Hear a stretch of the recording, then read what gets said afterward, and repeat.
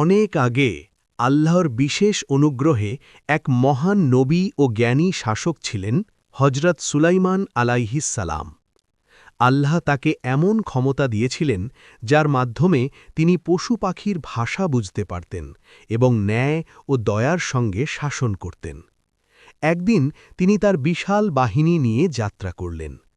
পথের এক উপত্যকায় বসবাস করত ছোট ছোট পিঁপড়েরা।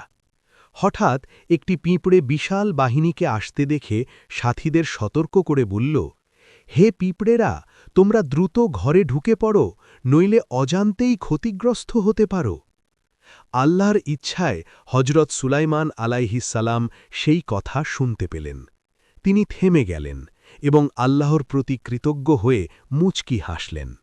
তারপর তিনি বাহিনীকে পথ পরিবর্তনের নির্দেশ দিলেন, যেন একটি পিঁপড়েরও কোনো ক্ষতি না হয়।